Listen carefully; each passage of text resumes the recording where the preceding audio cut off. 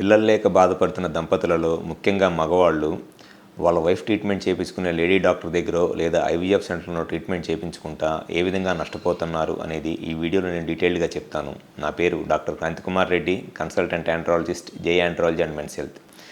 ముఖ్యంగా మగవాళ్ళు ఎప్పుడైతే వాళ్ళ సైడ్ నుంచి స్పర్మ్ కౌంట్లో ప్రాబ్లం ఉండి పిల్లలు లేక ఇబ్బంది పడుతున్నారో అటువంటి మగవాళ్ళు వాళ్ళ వైఫ్ ట్రీట్మెంట్ చేయించుకునే లేడీ డాక్టర్ దగ్గర ఐవీఎఫ్ సెంటర్లో ట్రీట్మెంట్ చేయించుకోవటం వల్ల వాళ్ళు రాసే అనవసరమైన మల్టీవిటమిన్ ట్యాబ్లెట్స్ వాడుకుంటా అవసరమైన టెస్టులు చేయించుకుంటా ఏ విధంగా నష్టపోతున్నారు అని అంటే, ఎప్పుడైతే ఈ మగవాళ్ళు వాళ్ళ వైఫ్ ట్రీట్మెంట్ చేయించుకునే లేడీ డాక్టర్ దగ్గర ఐవీఎఫ్ సెంటర్లోనూ కన్సల్ట్ అవుతారు, ముందుగా ఈ లేడీ డాక్టర్స్ ఈ మగవాళ్ళకి కనీసం బేసిక్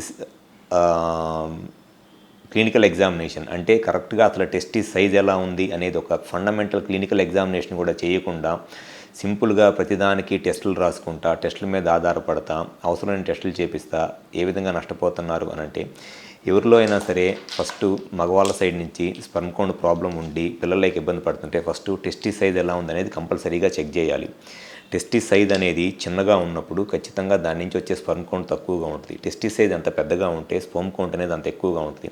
కానీ మగవాళ్ళు లేడీ డాక్టర్ దగ్గర కన్సల్ట్ అవ్వటం వల్ల ఖచ్చితంగా ఈ లేడీ డాక్టర్స్ ఈ మగవాళ్ళకి ఆ క్లినికల్ ఎగ్జామినేషన్ చేయరు. టెస్టిస్ సైజ్ ఎలా ఉంది అండ్ ఆ టెస్టిస్ నుంచి స్పర్మ్ బయటకు వచ్చే దారి వ్యాస్ అంటారు, ఆ వ్యాస్ ఎలా ఉంది, ఎపిడెడిమిస్ ఎలా ఉంది అనే fundamental examination basic clinical examination కూడా చేయకుండా జస్ట్ ఏదో నెలల తరబడి మల్టీవిటమిన్ ట్యాబ్లెట్స్ వాడిస్తూ ఉంటున్నారు. అది వాళ్ళు చేసే ఫస్ట్ మిస్టేక్.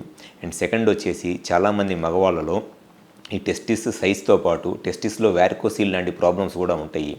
వ్యారికోసీల్ అంటే టెస్టిస్లో రక్తనాళాలు ఉబ్బిపోయి దానివల్ల టెస్టిస్కి చెడు రక్తం ఎక్కువ రావటం వల్ల స్పర్మ్ కౌంట్ తగ్గిపోయింది అనమాట. సో ఈ వ్యారికోసీల్ ప్రాబ్లం ఉన్నప్పుడు కూడా ఖచ్చితంగా స్పర్మ్ కౌంట్ తగ్గిపోయి పిల్లలకి ఇబ్బంది అయింది. సో దానికి కూడా క్లినికల్ ఎగ్జామినేషన్ చేస్తేనే తెలిసిద్ది.